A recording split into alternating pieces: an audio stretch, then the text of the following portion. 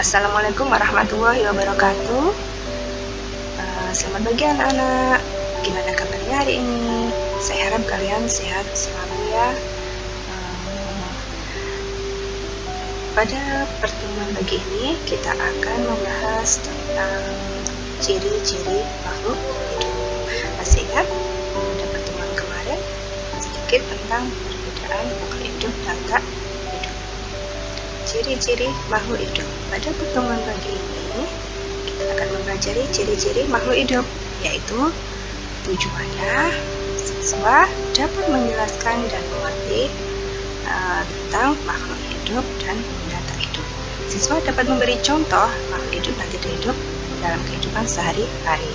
Siswa dapat menyebutkan ciri-ciri makhluk hidup dan siswa dapat menjelaskan ciri-ciri makhluk hidup. Oke, kemarin kalian ibu suruh mengamati tentang ini, ada gambar, yaitu ada robot yang bergerak, ada ikan yang berenang di dalam toples, ada mobil yang sedang berjalan, dan ada tanaman putri. Hasilnya dilihat pada pekerjaannya masing-masing, yaitu data hasil pengamatan tentang ikan, tanaman putri malu, mobil-mobilan, dan robot. Itu ikan sama tanaman putri malu, dia bisa melakukan pernapasan atau respirasi, sedangkan baru mobil-mobilan dan robot tidak bisa. Kemudian ikan sama tanaman putri malu, dia juga memerlukan minum, ya, perlu air, sedangkan kalau mobil-mobilan tidak. Untuk ikan dan tanaman putri malu, dia juga perlu nutrisi, ya, kalau mobil sama robot tidak. Kemudian ikan dan tanaman putri malu juga bergerak, mobil-mobilan juga bergerak, dan robot juga bergerak, akan tetapi geraknya beda, ya. Mobil-mobilan juga bergerak, tapi dia geraknya tidak seperti ikan sama putri malu. Kalau ikan sama tanaman putri malu, dia akan bergerak sendiri, ya, bergerak sendiri sesuai dengan keinginannya. Sedangkan kalau mobil-mobilan dan robot, dia bergerak, cuma dia tidak sesuai keinginannya, tapi digerakkan oleh manusia. Kalau ikan sama tanaman putri malu ini juga peka terhadap rangsangan. Contohnya pada tanaman putri malu, kalau kita pegang, ya, daunnya, dia akan runtuh. Kalau mobil-mobilan dan robot, dia juga peka, tapi karena oleh manusia, karena ada sensor atau apa gitu, ya. Kemudian tumbuh dan berkembang. Ikan sama putri malu, dia juga mengalami tumbuh dan berkembang, mobil-mobilan tidak. Kemudian ikan juga dia mengalami berkembang biakan atau reproduksi, sedangkan mobil-mobilan dan robot tidak mengalami reproduksi. Kemudian penyesuaian diri terhadap lingkungan atau disebut dengan adaptasi. Ikan sama tanaman putri malu, dia dapat beradaptasi, sedangkan kalau mobil-mobilan dan robot tidak. Kemudian ikan dan tanaman putri malu, dia juga dapat mengeluarkan sisa atau ekskresi, sedangkan mobil-mobilan tidak. Oke anak-anak, ini jawaban yang kamu simpulkan kemarin, ya. Nah, sekarang coba diperhatikan gambar ini, ya. Gambar ini ada sebuah gambar, ya, ada tanaman, ya, tanaman yang layu kering. Nah, kira-kira apa yang terjadi pada tanaman ini? Ini karena kekurangan air, ya, dia tidak dapat air, tidak dapat nutrisi, karena itu dia layu dan kering. Berarti makhluk hidup ini memerlukan air. Oke, sekarang apakah tumbuhan peka terhadap rangsangan? Ya, karena tumbuhan adalah makhluk hidup. Nah, ini contohnya ada gambar daun putri malu.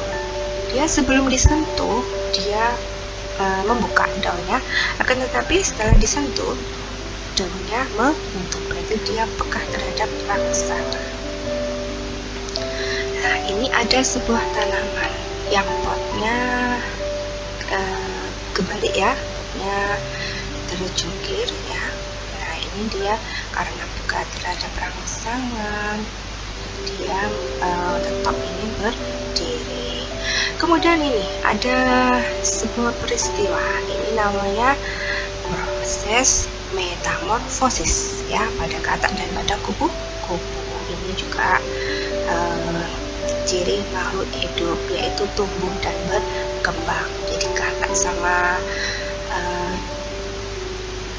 kupu-kupu ini mengalami proses tumbuh dan berkembang. Yang pertama yaitu katak dewasa, dia bertelur, kemudian telurnya menjadi kecebong dan gejong tapak kaki, kemudian cebong berkaki, dan katak berekor setelah jadi katak dewasa, dan begitu seterusnya. Sama dengan kupu-kupu ya, dia juga mengalami tumbuh dan berkembang. Semua makhluk hidup pasti mengalami tumbuh dan berkembang. Ini ada contoh dari manusia ya. Ini manusia juga mengalami tumbuh dan berkembang ya. Waktu masih 1 tahun, 6 bulan, 1 tahun, 3 tahun, sampai 50 tahun anak-anak ya. Apa sih kok tumbuh itu? Tumbuh itu adalah bertambahnya jumlah dan volume sel. Jadi misalnya kalau dulu kamu masih pendek, sekarang begini ya, berarti jumlah dan volume sel pada diri kamu itu semakin lama semakin bertambah ya. Kemudian dan berkembang itu adalah proses menuju kedewasaan. Contohnya, dulu waktu kamu masih anak-anak ya, sekarang remaja, besok dewasa, dan selanjutnya manula. Berarti dia berkembang. Oke, ini ada gambar ya, ada gambar sapi. Dia ini termasuk ciri-ciri dari makhluk hidup, yaitu makhluk hidup mengeluarkan sisa, mengeluarkan urin ya.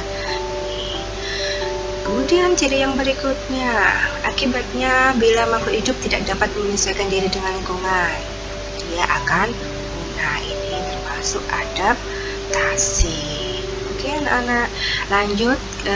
Ini adalah makhluk hidup berkembang biak, reproduksi. Jadi semua makhluk hidup pasti mengalami berkembang biakan ya. Kalau tidak berkembang biak, tidak bisa mengembangkan, dia akan punah.